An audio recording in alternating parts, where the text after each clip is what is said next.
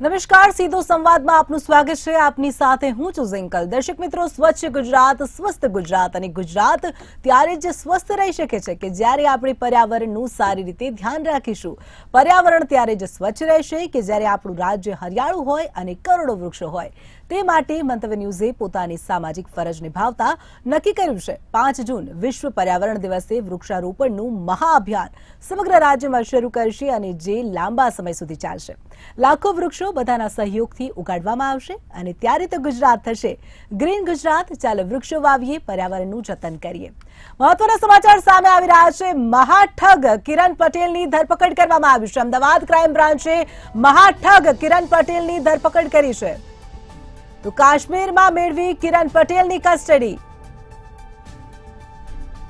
Transfer વોરંટથી મહાઠગને Ahmedabad લાવવામાં આવશે। મહત્વના સમાચાર સામે આવી રહ્યા છે। મહાઠગ કિરણ પટેલને લઈને શ્રીનગરથી કિરણને પોલીસ લઈને રવાના થઈ ચૂકી છે। મહાઠગ કિરણ પટેલની ધરપકડ ક્રાઇમ બ્રાન્ચમાં કિરણ અને તેની પત્ની વિરુદ્ધ ગુનો નોંધાયો છે અને જેને લઈને કિરણ પટેલની ધરપકડ કરી લેવામાં આવી છે। એક્સક્લુઝિવ દ્રશ્યો આપ મંતવ્ય ન્યૂઝ પર નિહાળી રહ્યા છો। મહાઠગ કિરણ પટેલની ધરપકડ કરવામાં આવી છે। ક્રાઇમ બ્રાન્ચ દ્વારા મહાઠગ કિરણ પટેલને પકડી પાડવામાં આવ્યો છે। ઉલ્લેખનીય છે કે છેલ્લા કેટલાક દિવસથી કિરણ પટેલ ફરાર હતો અને જેને કાશ્મીરથી પકડી પાડવામાં આવ્યો છે। પોલીસે તેની કસ્ટડી મેળવી અને તેને લઈને રવાના થયા છે। તો જે પ્રકારના સમાચાર સામે આવી રહ્યા છે, મહાઠગ કિરણ પટેલને ધરપકડ થઈ ગઈ છે। છેલ્લા કેટલાક દિવસથી કિરણ પટેલ ફરાર હતો અને તેની શોધખોળ હાથ ધરવામાં આવી હતી। આખરે તે મળી ગયું છે અને ક્રાઇમ બ્રાન્ચની ટીમ દ્વારા તેની ધરપકડ કરવામાં આવી છે। ક્રાઇમ બ્રાન્ચની ટીમને મળી મોટી સફળતા। મહાઠગ કિરણ પટેલની ધરપકડ કરી લેવામાં આવી છે। કિરણ પટેલ અને તેની પત્ની વિરુદ્ધ અનેક ગુના નોંધવામાં આવ્યા હતા અને જેને લઈને છેલ્લા કેટલાક દિવસથી ક્રાઇમ બ્રાન્ચની ટીમ શોધખોળ કરી રહી હતી। આખરે કિરણ પટેલની ધરપકડ કરવામાં આવી છે। કાશ્મીરથી તેને પકડી પાડવામાં આવ્યું છે। મહત્વના સમાચાર સામે આવી રહ્યા છે કિરણ પટેલને લઈને। એક્સક્લુઝિવ દ્રશ્યો આપ મંતવ્ય ન્યૂઝ પર જોઈ રહ્યા છો। કિરણ પટેલને પકડી પાડવામાં આવ્યું છે ક્રાઇમ બ્રાન્ચની ટીમ દ્વારા।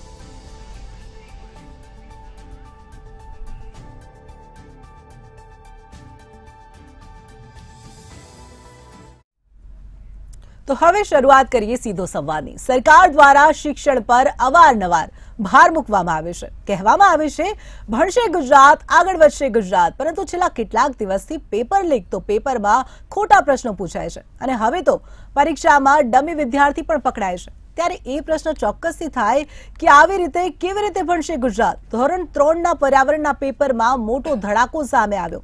સવાલ હતો કે સચિન તેંડુલકર કઈ રમતનો ખેલાડી છે। વિદ્યાર્થીઓને મળ્યા 4 ઓપ્શન: હોકી, કબડ્ડી, ફૂટબોલ કે ચેસ। તો આ સાથે જ ભાવનગર યુનિવર્સિટીના પેપર લીક કાંડમાં પણ સંડોવાયેલા પેપર ફોડનાર ગુજરાતી ફિલ્મ અભિનેતા નીકળ્યો। તો સીધો સંવાદમાં આ અંગે આપણે વાત કરીશું। શીર્ષક છે શિક્ષણમાં છબરડો।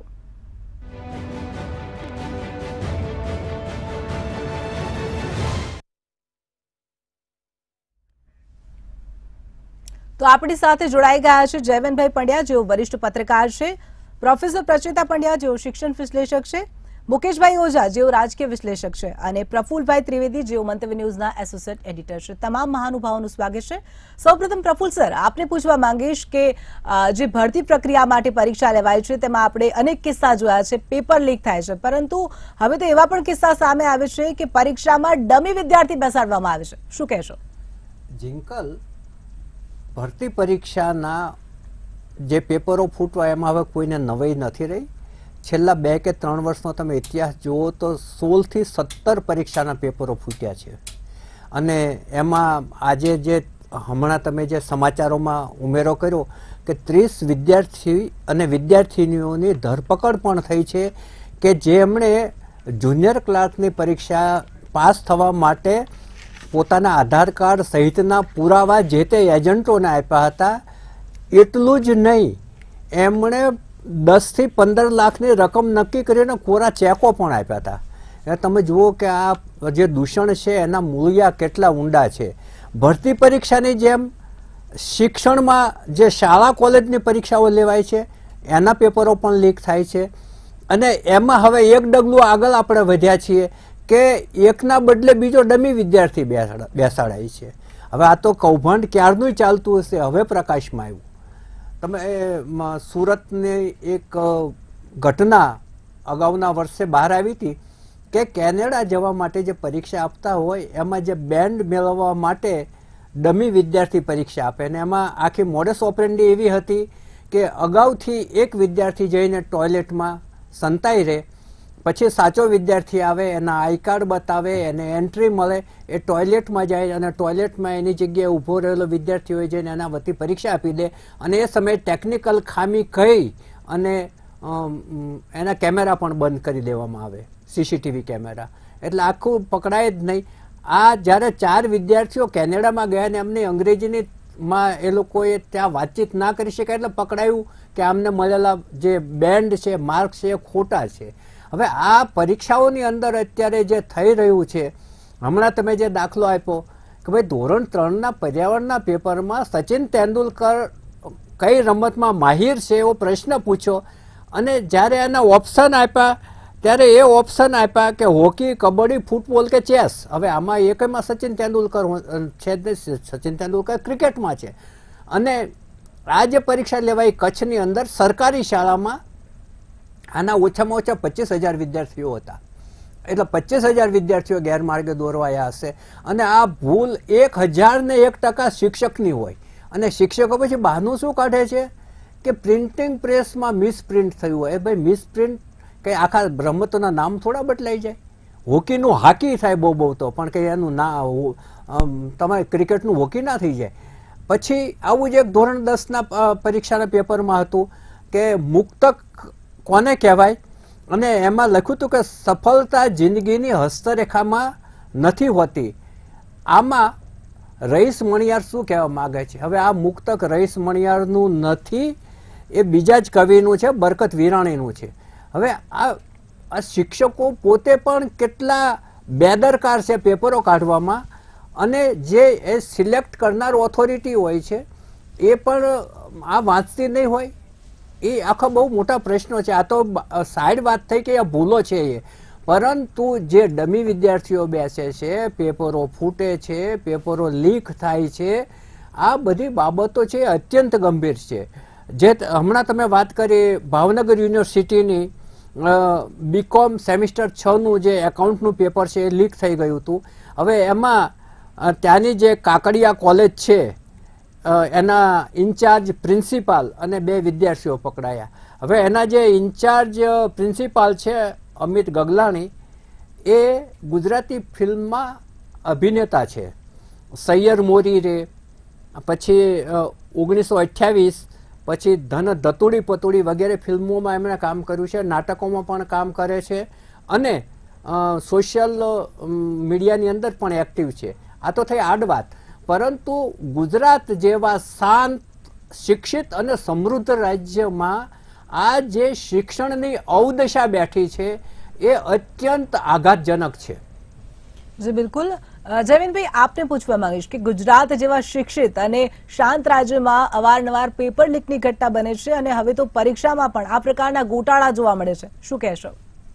જો પહેલે તો વાત એ છે કે મારા વરિષ્ઠ મિત્ર પ્રફુલભાઈએ જે કીધું એને છગડીયો કાઉસ અથવા તો બીટો કરીને આપણે આગળ વધારીએ કે એમની બધી જ વાતો એક વાત સાથે સહમત છીએ, પરંતુ આ કેમ થાય છે એની આપણે તપાસ કરવી પડશે કે ઇન્ચાર્જ પ્રિન્સિપાલ હોય તો એની જવાબદારી આવે કે ન આવે. હવે એ પોતે એક સેમેસ્ટરનું પેપર છે લીક કરે, એની પહેલાં મને યાદ આવે છે બાબરાની લો કોલેજના પ્રિન્સિપાલે પણ પેપર લીક કર્યું હતું.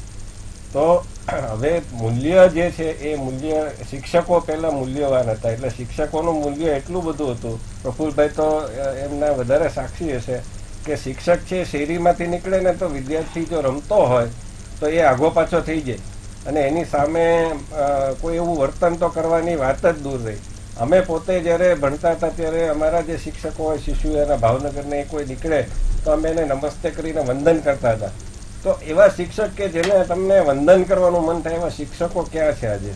પ્રશ્ન પહેલો એ છે. બીજો પ્રશ્ન એ છે કે મા બાપનો પણ પ્રશ્ન આવે છે કે એ કેમ આવી રીતે ડમી વિદ્યાર્થીઓ દ્વારા પાસ કરાવવા માટે તૈયાર થઈ જાય છે? શું એને ખબર નથી કે કેનેડાની જે પ્રફુલભાઈએ વાત કરી તો ત્યાં જઈને પછી કુંવરને તો લોચા જ વાગવાના છે, ત્યાં અંગ્રેજી નહીં આવડે તો આપોઆપ ખબર પડી જવાની છે.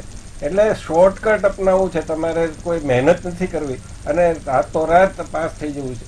ત્રીજો પ્રશ્ન આવે છે સરકાર ઉપર કે તમે શિક્ષકોની સજ્જતાની પરીક્ષા લ્યો અને પેપર આજે ડમી કેન્ડિડેટનો પ્રશ્ન થયો છે તો એ આધાર કાર્ડનો હવે અત્યારે પ્રશ્ન એમ છે કે આપણે એમ કહીએ છીએ કે આધાર કાર્ડ એટલી ફૂલપ્રૂફ વ્યવસ્થા છે કે એમાં કોઈ છીંડા થઈ જ ન શકે. તો આ બધા છીંડા થઈ રહ્યા છે તો એની ફૂલપ્રૂફ ચકાસણી શું? આ તો શિક્ષણની પેલી પ્રશ્ન છે, પણ બીજે ક્યાંક પણ આ ઉપયોગ કરી શકે કે ન કરી શકે? તો આ પ્રકારના જ્યારે આક્ષેપો થઈ રહ્યા છે ત્યારે સૌથી પહેલા તો જડબે સલાક એવી વ્યવસ્થા 10મા 12માની મને એક વસ્તુ ગમે છે કે 10મા 12માનું બોર્ડની એક્ઝામ છે તો બિહારમાં આપણે એવા દ્રશ્યો જોયા હતા કે જ્યાં બારી ઉપર બધા કેટલા બધા ચડી ગયા હતા અને ચોરી કરાવડા હતા. અને ભૂતકાળમાં ગુજરાતમાં પણ આ દ્રશ્યો તે વખતે મીડિયા એટલું જાગૃત મીડિયા નહોતું, પહેલી વાત તો એ, અને મીડિયા એટલું જાગૃત પણ નહોતું કે આપણી પાસે એવા સાધનો પણ નહોતા કે એવા ફોટા પડી શકે. પરંતુ એ વખતે પણ અમારે ત્યાં ભાવનગર યુનિવર્સિટીની જ વાત કરું કે એક સમયે ભાવનગર યુનિવર્સિટીની જે ખ્યાતિ હતી, કુખ્યાતિ હતી કે ત્યાં ખુલ્લેઆમ ચોરી થતી. કેટલાક વિદ્યાર્થીઓ છે ચાકુ લઈને બેસે અને એ ચોરી પૂરેપૂરી એ રીતે કરવામાં આવતી. પોરબંદરમાં પણ આવી સ્થિતિ હતી. તો એ સમયે એની કરતાં અત્યારે પરિસ્થિતિ નો ડાઉટ સુધરી છે. સીસીટીવી જેવી ટેકનોલોજી છે, બધું મોનિટર કરી શકાય છે. આજે તમે પેપર હોય તો એમાં તમે ચીપ નાખી શકો, જીપીએસ તમે નાખી શકો કે પેપર ક્યાંથી ક્યાં જાય છે, પ્રિન્ટિંગ પ્રેસમાંથી ક્યાં ગયું, એ બધું જ કરી શકો છો. અને હવે મોબાઈલ આવ્યો છે એટલે ફોટા પાડીને તમે તરત બીજે વાયરલ કરી શકો છો. પરંતુ એને તમારે અટકાવવું પડશે કે મોબાઈલ છે એનો ઉપયોગના બદલે દુરુપયોગ થાય છે, એને અટકાવવું પડશે. ને જેમ આજે 30 વિદ્યાર્થીઓને કે ભાઈ તમે માત્ર વેચે છે એને નહીં પણ જે ખરીદે છે એની સામે પણ પગલાં લેવામાં આવશે તો મને લાગે છે કે એનાથી ભવિષ્યમાં, અત્યારે તો હજી આ બધું આપણી સામે આવી જ રહ્યું છે પણ ભવિષ્યમાં આનાથી થતું અટકશે એવું મને લાગે છે. જી પ્રચલિતાબેન, આપને પૂછવા માંગીશ કે જે પ્રકારે પેપર લીક થઈ રહ્યા છે, પેપરમાં અનેકવાર ભૂલો જોવા મળે છે, તેની પાછળ જવાબદાર કોણ? શિક્ષકો હોઈ શકે, પરીક્ષા લેનાર તંત્ર અને પ્રિન્ટિંગ પ્રેસ, તમામ જવાબદાર છે, પણ સૌથી વધુ આપને શું લાગે છે કોણ જવાબદાર છે? ખલીલ જીબ્રાને બહુ જ સ્પષ્ટ વાણીમાં એક વાત કરી છે કે એ દેશની ખાજો દયા કે જે માન્યતાથી તો ભરેલો હોય પણ ધર્મથી ખાલી હોય, એ દેશની ખાજો દયા કે નથી વણ્યું જે કાપડ અને નથી જે પકવ્યું અન્ન એ ખાતું હોય, એ દેશની ખાજો દયા કે જેનો નાયક પોતે લફંગો હોય અને ઝાકમઝોળ વિજેતા એ વિજેતા છે એમ જનતા માને. હકીકત તો એ છે કે જે તે સમયે શિક્ષકોની નિમણૂકો થઈ છે અથવા તો અધ્યાપકોની થઈ છે, પછી ઘણા લાંબા સમય સુધી એક નિમણૂકો નથી થઈ. એને પરિણામે જે ઘટ પૂરવાની થાય એ ઘટ હંગામી ધોરણે પૂરવાની થાય. કોઈ પણ માણસને તમે હંગામી ધોરણે રાખશો તો એ કેટલા વર્ષ હંગામી રહે? એક પહેલો પ્રશ્ન એ છે. બીજું વસ્તુ હું ખાસ એ મૂકવા માંગીશ કે ખરેખર તો સિસ્ટમની અંદર કોઈ પણ યુનિવર્સિટીના ઓર્ડિનન્સની અંદર ઘણી બધી બાબતો લખેલી છે, એક ગાઈડલાઈન આપેલી છે, પ્રોવાઈડ કરેલું છે. હકીકત એ છે કે જે પરીક્ષાની વિગતો સંભાળે છે એ વ્યક્તિઓ અથવા તો એના સત્તાધીશો ક્યારે પણ એ નિર્ણયોને ફોલો નથી કરતા. કારણ કે એક ગુણાંકની સિસ્ટમ છે, કોને પેપર કાઢવા આપવું, તપાસવા આપવું વગેરેની એક આખી ચેનલ બનેલી તૈયાર હોય છે, પણ એનો ક્યારેય અમલ થતો નથી. કહેવાતા મળતિયાઓ જ યુનિવર્સિટીની અંદર એક સ્થાન જમાવી લે છે અને એ ટુકડી જ કામ કરતી હોય છે, અડ્ડો જમાવી લે. બિલકુલ.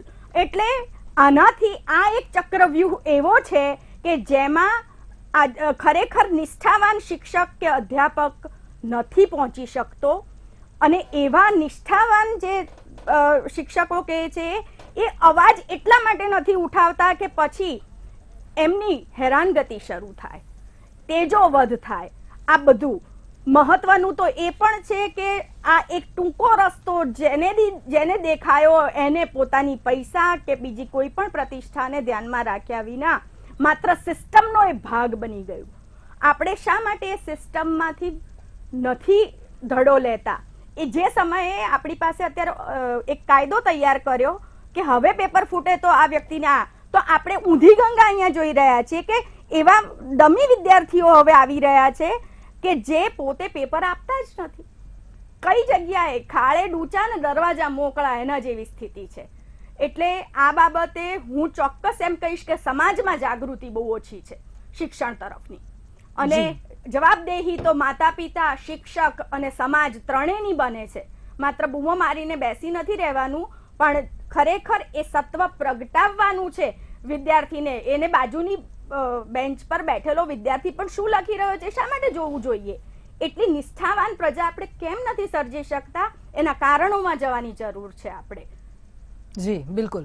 મુકેશભાઈ, આપને પૂછવા માંગીશ કે શિક્ષણ વ્યવસ્થામાં સૌથી મહત્વનું પાસું એ પરીક્ષાને ગણવામાં આવે છે, પણ છેલ્લા કેટલાક સમયથી જાણે કે પરીક્ષા શબ્દને પણ છાંટા ઉડે તેવા પ્રકારના કિસ્સા આપણે જોઈ રહ્યા છીએ. સમગ્ર વાતાવરણ કલુષિત થઈ ગયું છે, શું કહેશો? શિક્ષણના ઉત્તરાધિકારી છે, એમની જે પરાકાષ્ઠા છે, ગુજરાત સરકારની શિક્ષણ પ્રત્યેની નિષ્ફળતા છે, જે સતત દેખાઈ રહ્યું છે. પેપર ફોડવાની ઘટનાઓ થંભતી નથી. 25 વખત પેપર ફૂટ્યા હોય, અને જે પેપર જે કોલેજની અંદર જે અધ્યાપક પોતે ફિલ્મ અભિનેતા હોય એને અભિનય કરવાનો ટાઈમ પૂરતો ન મળતો હોય, એ કોલેજમાં કેટલું ધ્યાન આપી શકે છે. એવા અમિત ગલાણી સાહેબની કોલેજમાં જે સેમેસ્ટર 6 નું એકાઉન્ટ્સનું જે પેપર ફૂટ્યું તાજેતરની અંદર, એ ખૂબ જ ગંભીર નોંધ લેવા જેવી છે. ભાવનગર આજે એપી સેન્ટર બની ગયું છે. ન માત્ર ભાવનગર, ન માત્ર સૌરાષ્ટ્ર, પરંતુ ગુજરાતમાં શિક્ષણ કથળેલી સ્થિતિ છે. જેમ આગળ તમે વાત કરી કે ધોરણ 3 ના પેપરની અંદર જે પ્રકારના સચિન તેંડુલકરના પ્રશ્નો પૂછાયા, એ જ પ્રશ્નની અંદર હું તમને 5 ભૂલો કાઢીને બતાવું છું. જ્યારે આપણે ગુજરાતી ભાષાની વાત કરતા હોઈએ, ગુજરાતની વાત કરતા હોઈએ, ગુજરાતની અસ્મિતાની વાત કરતા હોઈએ, તો ગુજરાતી પેપરમાં એટલીસ્ટ ગુજરાતી શબ્દનો પ્રયોગ પૂરેપૂરો થવો જોઈએ.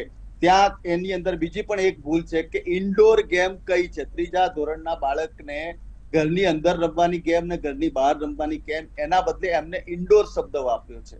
એટલે ત્યાં એમને પણ એ ઇન્ડોરનો પણ ગુજરાતી શબ્દ તેમને મળ્યો નથી. ત્યાં બીજી એક ભૂલ છે કે ચેસ શબ્દ વાપર્યો છે. અરે ચેસને ગુજરાતીમાં શતરંજ કહેવાય ભારતીય ભાષામાં. જ્યારે આપણે ગુજરાતી પેપરની વાત કરતા હોઈએ તો ત્યાં ગુજરાતી શબ્દનો ઉલ્લેખ થવો જોઈએ. બીજું કે પર્યાવરણના વિષયની અંદર તમે સ્પોર્ટ્સના સવાલો પૂછી રહ્યા છો, સ્પોર્ટ્સના ખેલાડીઓની વાત કરી રહ્યા છો, સ્પોર્ટ્સની રમતની વાત કરો. સ્પોર્ટ્સ અને પર્યાવરણ બંને ખૂબ જ અલગ વિષય છે.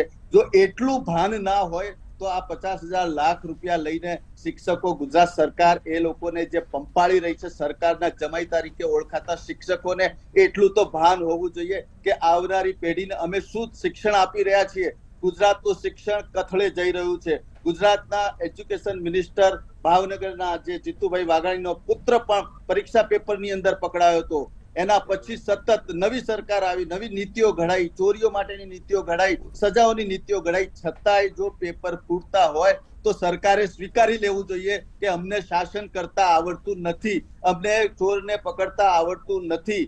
એટલે સરકાર શિક્ષકોને રૂપિયા આપે છે, અને ક્યાંક એવું જોવા મળે છે કે સરકાર 3500 રૂપિયા, 4000 રૂપિયામાં ટીચરોને કોન્ટ્રાક્ટ ઉપર રાખીને ભણાવવામાં આવી રહ્યા છે. જ્યાં ગુજરાતની અસ્મિતાની વાત કરવામાં આવે, ગુજરાતના શિક્ષણની વાત કરવામાં આવે, તો આ ખૂબ જ એક પ્રકારનું ષડયંત્ર છે. જ્યારે તમે ભરતીકાંડ કરીને પૈસા ખાઈને ટીચરોની ભરતી કરતા હોય, પેપરો ફૂટતા હોય, પેપરો ફૂટીને ઊંચા માર્ક્સ લાવીને ડિગ્રી લઈને તમે શિક્ષક બની જતા હોય, તો તમે કઈ અપેક્ષા રાખો છો કે ગુજરાતનું શિક્ષણ સારી સ્થિતિમાં જશે? એક માત્ર 3 ધોરણના પેપરની અંદર પણ એટલી સભાનતા નથી. સચિન તેંડુલકર જેવું નામ એ 3જા નહીં, 1લા વર્ષના ધોરણના વિદ્યાર્થીને પણ ખબર પડે કે સચિન તેંડુલકર એટલે ક્રિકેટર. અચ્છા, 5મું ઓપ્શન પણ આપી દેવું હતું કે આમાંથી કોઈ નહીં.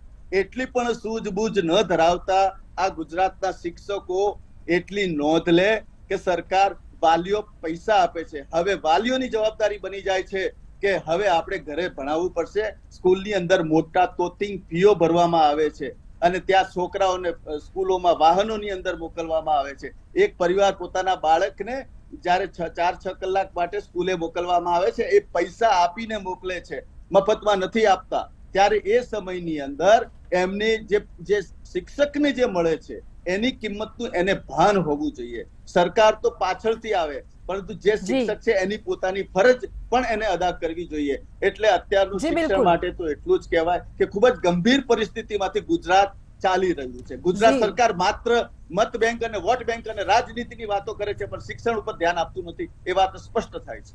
જી બિલકુલ.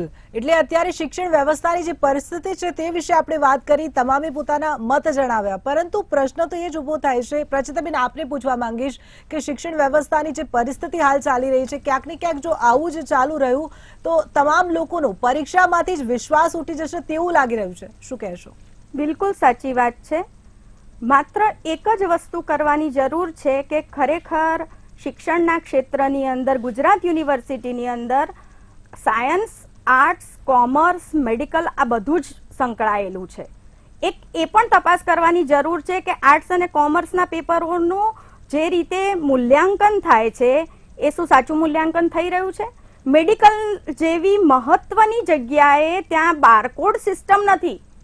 આ એક બહુ જ ગંભીર બાબત જે મને હમણાં જ જાણવા મળેલી છે. એ બારકોડ સિસ્ટમ તો તમે 10મા ધોરણમાં, 12મા ધોરણમાં અને પછી પણ, તો તમે કોને છાવરવા માટે આ કરી રહ્યા છો એ પણ તો બતાવો.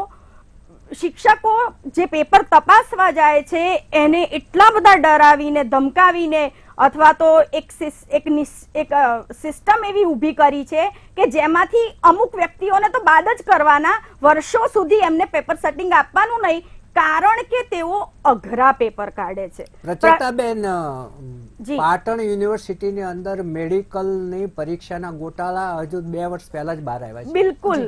અને હું હજુ હમણાં જ આ વસ્તુ મને જાણવા મળી છે કે બારકોડ સિસ્ટમનો મેડિકલની અંદર ઉપયોગ જ નથી થતો.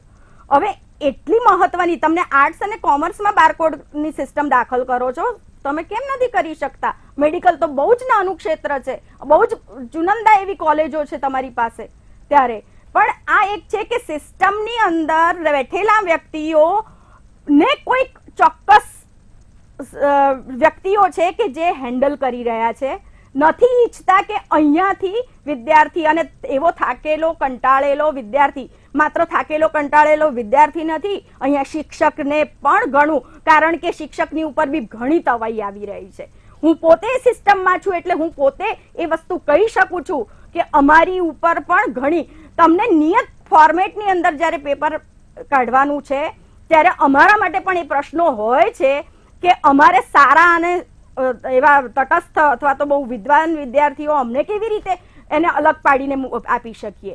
એટલે સિસ્ટમ પાસે જઈને એને ખરેખર યોગ્ય વ્યક્તિઓ, સેનેટ હોય કે જે પણ આખી સિસ્ટમના ભાગ છે, એમાં સરકારે બહુ જ કડક એવા વ્યક્તિઓની નિમણૂક કરવી જોઈએ.